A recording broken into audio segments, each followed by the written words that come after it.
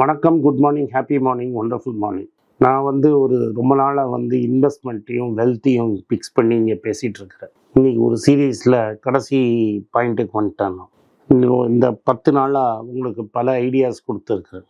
எப்படி நீங்கள் உங்கள் லைஃப்லேயும் இருக்கிற பிரின்சிபல்ஸ் தான் பணம் சம்பாதிக்கிறது, பணம் சம்பாதிக்கிற பிரின்சிபல்ஸ் தான் லைஃபுங்கிறதையும் சொல்லி கொடுத்துருக்குறேன். நேற்று வாழ்க்கையில் ரிஸ்க் அப்படிலாம் ஈஸி கிடையாது, ரிஸ்க் எடுத்தால் என்ன ஆகுங்கிறத பற்றி ரொம்ப டீட்டெயில்டாக பேசியிருக்கிறேன். இந்த 10 நாள் நிறைய பேர் இதை பார்த்து என்னை சப்போர்ட்டும் பண்ணியிருக்கிறீங்க. எங்கள் டீமும் ரொம்ப ஹாப்பியாக இருக்கிறாங்க. இன்றைக்கி இந்த கடைசியாத 10வது நாளுக்கு வாழ்க்கையில் சக்ஸஸ்னால் என்னன்னு புரிஞ்சுக்குங்க. நம்ம ஊரில் என்ன ப்ராப்ளம்னா, சக்ஸஸ்னால் என்னன்னே தெரியாது. சக்ஸஸ்ங்கிறதுக்கு வேரியஸ் 3-4 பாயிண்ட் இருக்குது, அதை நான் சொல்லிடுறேன். நம்ம என்ன நினைக்கிறோன்னா, ஓடிக்கிட்டே இருக்கோம். நீங்கள் ஓடி முடியறதுக்குள்ள உங்கள் லைஃபு முடிகிற ஸ்டேஜுக்கு வந்துடும். நிறுத்தி லைஃப்பை என்ஜாய் பண்ணுங்க. இப்போ எனக்கு 57 வயசு ஆகுது. எவ்வளோ ஃபாஸ்ட்டாக 57 வயசு ஆகிடுச்சுன்னு ஒரு நாளும் நினச்சி பார்க்குறேன். சம்டைம்ஸ் இன் லைஃப் நான் ஏன் ஸ்லோ டவுன் பண்ணி அந்த மூமெண்ட்டை என்ஜாய் பண்ணலை அப்படிங்கிறத எனக்கு ஃபீலிங் உண்டு. அதே மாதிரி நீங்கள் லைஃப்பை எந்த ஸ்டேஜில் இருக்கீங்களோ திருத்தி நிதானமாக அமர அந்த மூமெண்ட்டை என்ஜாய் பண்ணுங்க. ஒன்ஸ் ஒரு மூமெண்ட் போயிடுச்சுன்னா திரும்பி வராது. நான் இருந்த வரைக்கும் எங்கள் பெற்றோர்கள் 2 பேரையும் நான் கிராண்டடாக எடுத்துக்கிட்டேன். கூடியதாக இருந்தேன்.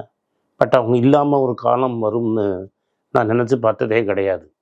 ஆனால் இன்றைக்கி எங்கள் அம்மா இறந்து 13 வருஷம் ஆகுது, எங்கள் அப்பா இறந்து 8 வருஷம் ஆகுது. இனிமேல் என்ன பண்ணாலும் என்னால் திரும்பி போய் நான் என்ன சொல்லணும்னு நினச்சதும் அவங்ககிட்ட சொல்ல முடியாது. அந்த சாப்டர் என் லைஃப்பில் முடிஞ்சு போன சாப்டர்.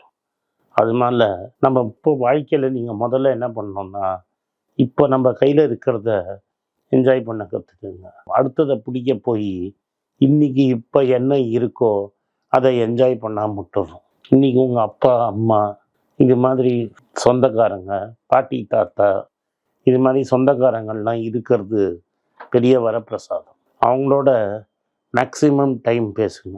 ஒரு காலம் வரும் நீங்கள் அவங்க இல்லாமல் இருக்கணும். அதனால் ஊரில் இருக்கீங்களோ வெளியூரில் அம்மா அப்பாவோட இல்லாமல் இருந்தீங்கன்னா டெய்லி அவங்கள்ட்ட ஃபோனில் பேசுகிறத பழகிக்கிங்க. இது நான் எஸ்பெஷலி சொல்கிறது நம்ம ஊரை விட்டு வெளியில் போய் செட்டில் ஆனவங்களுக்கு. நான் நிறைய பார்த்துட்டேன். அது பசங்களை கஷ்டப்பட்டு படிக்க வச்சு பிரயத்தனம் பண்ணி எப்படியோ வெளிநாட்டில் போய் பசங்களை படிக்க வச்சுருப்பாங்க.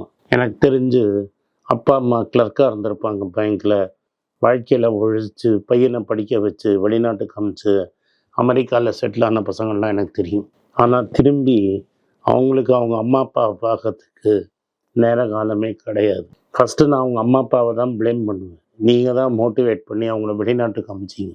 இப்போ அவங்க என்னை கண்டுக்கலையேன்னு நீங்கள் சொல்லாதீங்க.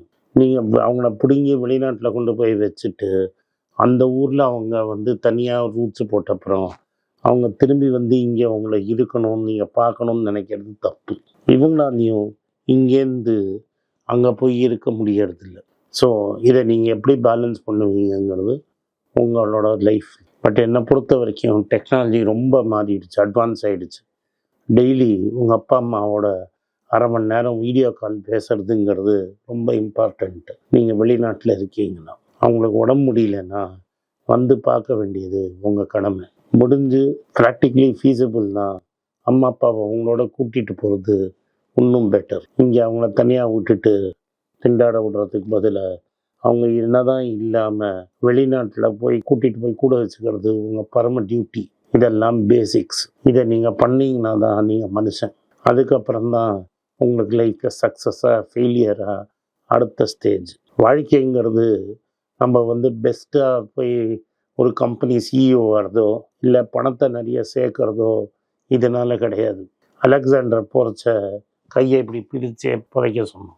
ஏன்னா இந்த உலகத்தில் நான் ஒன்று எடுத்துட்டும் வரல, நான் எடுத்துட்டும் போக முடியாதுங்கிறத மக்கள் புரிஞ்சுக்கணும் தான். நீங்கள் என்ன புகழ் என்ன எல்லாம் சம்பாதிச்சிருந்தாலும் நம்ம போகிறச்ச தனியாக தான் போகணும். நம்மளோட யாரும் வரப்போகிறது இல்லை. நீங்கள் கூட ஒன்றும் எடுத்துட்டும் போக போகிறது இல்லை. அப்போ என்ன முக்கியம் அப்படிங்கிறது தான் கேள்வி. இந்த சொசைட்டியில் நீங்கள் இருந்தபோது என்ன பெரிய இம்பேக்ட் பண்ணினீங்கிறது தான் முக்கியம். இந்த பெரிய இம்பேக்ட் பண்ணணுங்கிறது பெரிய விஷயம் கிடையாது. ஒரு குழந்தைய படிக்க வச்சிங்களா, ஒரு குழந்தைங்களுக்கு கொஞ்சம் ஹெல்ப் பண்ணீங்களா, இல்லை இந்த பஸ்ஸு கண்டக்டரு போலீஸ்காரன் இது மாதிரி கஷ்டப்படுறவங்கள்ட்ட தேங்க்யூன்னு ஒரு வார்த்தை சொன்னீங்கனாலே நீங்கள் சொசைட்டியில் ஒரு பெரிய இம்பேக்ட் க்ரியேட் பண்ணிட்டீங்க. ஒரு ஆட்டோக்காரன் உங்களை ஓட்டிகிட்டு போகிறவருக்கு தேங்க்ஸ் அப்படின்னு சொல்கிறது, ஒரு டாக்ஸி டிரைவருக்கு தேங்க்ஸ் சொல்கிறது, உங்களோட கீழ் லெவலில் இருக்கிறவங்க பண்ணுற வேலையை அப்ரிஷியேட் பண்ணுறதுங்கிறது ரொம்ப இம்பார்ட்டண்ட். போலீஸ்காரங்களை நிறைய பேர் கிண்டல் அடிப்பீங்க. நான் என்ன சொல்கிறேன், உங்களுக்கு ஒரு 45 வயசில் 15 வெயிலில் நின்று பாருங்கள், அது மாதிரி உங்களால் நிற்க முடியுமான்னு? நிற்கவே முடியாது. அவ்வளோ கஷ்டம் அந்த வேலை. அந்த வேலையில் ஒரு பெரிய இம்ப்ரூவ்மெண்ட்டும் கிடையாது. வெயிலில் நின்று அரை நாள் சம்பளம் வாங்கிறது, டைமில் வீட்டுக்கு போக முடியாது, டைமில் பசங்களோட ஸ்பெண்ட் பண்ண முடியாது, எப்போ உங்களை வேலைக்கு கூப்பிடுவான் இதெல்லாம் டைமில் உங்களால் கண்ட்ரோலே பண்ண முடியாது. தேங்க்ஸ் அப்படிங்கிற ஒரு வார்த்தை சொல்கிறது பெரிய விஷயம். எவ்வளோ பேர் உங்கள் டீச்சரை திரும்பி போய் பார்த்துருக்கீங்க உங்கள் வாழ்க்கையில்? இதெல்லாம் நீங்கள் பண்ணக்கூடியது.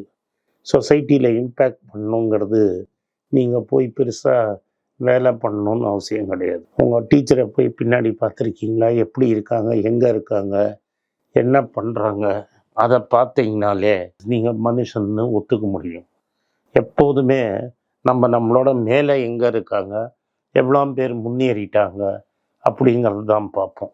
உங்களுக்கு கீழே எவ்வளோ பேர் இருக்காங்க, அவங்களுக்கு நீங்கள் என்ன செய்ய முடியும்னு நீங்கள் என்றைக்கு பார்க்குறீங்களோ அன்றைக்கி தான் நீங்கள் மனுஷனாகவே கன்சிடர் பண்ணுவீங்க இந்த சொசைட்டியில். இது முதல் இம்பார்ட்டண்ட்டான விஷயம். ரெண்டாவது, பணம் எல்லாத்தையும் கொடுக்குறாது. நான் நிறைய பேரை பார்த்துருக்குறேன், பணத்துக்காக அண்ணன் தம்பி அடிச்சுக்கிறத பார்த்துருக்கேன். இந்த சேனல்லையும் சரி, மணி பேச்சுலேயும் சரி, எப்படி முகேஷும் அண்ணிலும் அடிச்சுக்கிட்டாங்கிறதையும் சொல்லியிருக்கிறேன். அதே சமயத்தில் அண்ணனுக்கும் தம்பிக்கும் 1000 டிஃப்ரென்ஸ் இருந்தாலும் வெளியில் காட்டிக்காமல் இருந்தது நியோல் டாட்டாவும் ரத்தன் டாட்டா கதையும் சொல்லியிருக்கிறேன். எப்படி நீங்கள் சேர்ந்து இருந்தீங்கன்னா உங்களுக்கு தான் நல்லது. பணங்கிறது இன்றைக்கி வரும், நாளைக்கு போயிடும். உறவுங்கிறது பர்மனெண்ட். நீங்கள் கல்யாணம் பண்ண பொண்ணை கூட டைவர்ஸ் பண்ணிடலாம், கூட பிறந்தவங்கள நீங்கள் டைவர்ஸ் பண்ண முடியாது. கூட பிறந்தவங்க தான். இது மாதிரி பேசிக் ரிலேஷன்ஷிப்பை மெயின்டைன் பண்ணி ஒரு சொசைட்டியில் நீங்கள் யுனைட்டடாக இருந்தாலே இந்த சொசைட்டிக்கு நல்ல மெசேஜை நீங்கள் விட்டுட்டு போயிட்டீங்க. பணம் சம்பாதிக்கிறது பெருசு இல்லை. இப்போ 2 இன்சிடெண்ட் நடந்தது. ஒரு பணக்காரன் அவன் பையனுக்கு கல்யாணம் பண்ணதை பார்த்தீங்கன்னா ஊரே கொண்டாடிது அப்படின்னு நம்ம நினைக்கிறோம். ஊரு கொண்டாடலை. எவெல்லாம் காசு கொடுத்து கூப்பிட்டு போய் டான்ஸ் ஆட சொன்னாங்களோ ஆடினோம். பாய்ஸ் கார்டன்லன்னு கூட ஒருத்தர் போனார். அதனால நீங்கள் பணத்தால் நீங்கள் வாங்கிறது. இன்னொருத்தன் செத்தாம், அவன் யாரையும் கூப்பிடல, நாடே அழுகுது. கடைசியில் அது மாதிரி தான் நீங்கள் பேர் வாங்கணும். நீங்கள் எவ்வளோ பணம் சம்பாதிச்சிங்க, நீங்கள் எவ்வளோ பேர் சம்பாதிச்சிங்க அப்படிங்கிறது உங்கள் புகழ் இல்லை, நீங்கள் விட்டு போகல. இந்த உலகத்தில் கடைசியில் என்றைக்கு உங்கள் பேரை சொல்ல போகிறாங்களோ அன்றைக்கி தான் நீங்கள் ரியல் டெத்து. இதை நான் ராமானுஜம் பற்றியும் பாரதியை பற்றியும் ஒரு வீடியோ போட்டு சொன்னேன். இன்னைக்கு ஆர்என்டியை பற்றி சொல்கிறேன், அவங்க பெரியப்பா ஜேஆர்டி டாட்டாவை பற்றி சொல்கிறேன். நம்ம திருபாய் அம்பானியை மறந்துடுவோம், நான் ஜேஆர்டி டாட்டாவை மறக்க மாட்டோம். பல கணக்கு வாத்தியாரை மறந்துடுவோம், ராமானுஜவை மறக்க மாட்டோம். பல கவிதை எழுதி சினிமா கவிதை எழுதிங்களை மறந்துடுவோம், ஆனால் பாரதியை மறக்க மாட்டோம். தமிழ் இருக்கிற வரைக்கும் நம்ம சொசைட்டியில் ஏதாவது நம்ம பண்ணணும். பணங்கிறது உங்கள் வாழ்க்கையை கம்ஃபர்டபுளாகும். கஷ்டப்படாமல் ஹெல்ப் பண்ணும் பணம் உங்கள் லைஃப்பை கம்ஃபர்டபுளாகும். லைஃப்பை ஹாப்பினஸ் கொடுக்காது. லைஃப்புங்கிறது ஒரு ஜேர்னி. இங்கேருந்து நீங்கள் திருப்பதி மலை ஏறுற மாதிரி விலையை ஏறிட்டா 1 மணி நேரத்துலேயோ இல்லாட்டா ஒரு நாளில் சாமியை பார்த்து திரும்பி இறங்கி தான் ஆகணும். அந்த ஏறி முடிக்கிறீங்க பாருங்கள், திருமலா வருது பாருங்கள், நான் பண்ணிட்டேன் அப்படின்னு ஒரு ஃப்ளீட்டிங் சந்தோஷம் இருக்குல்ல, அந்த ஃப்ளீட்டிங் சந்தோஷம்தான். ஆனால் ரியல் ஜாய் அந்த மலையை நடக்கிறது தான். வாழ்க்கைங்கிறது ஒரு ஜர்னி. அந்த ஜர்னியில் என்ஜாய் பண்ணுங்கள். பணம் சம்பாதிக்கிறதுங்கிறது ஒரு பை ப்ராடக்ட். அதனால் அந்த பை ப்ராடக்ட்டுக்காக ஜேர்னியை மறந்துடாதீங்க. நன்றி, வணக்கம். இந்த வீடியோ உங்களுக்கு பிடிச்சிருந்தா வீடியோவை லைக் பண்ணுங்கள், எங்கள் சேனலை சப்ஸ்கிரைப் பண்ணுங்கள், பெல் நோட்டிஃபிகேஷன் தட்டுங்க. இந்த வீடியோவை முடிஞ்சால் உங்கள் சொந்தக்காரங்களுக்கும் ஃப்ரெண்ட்ஸுக்கும் அனுப்புங்க, அவங்கள பார்க்க வற்புறுத்துங்க. நன்றி, வணக்கம்.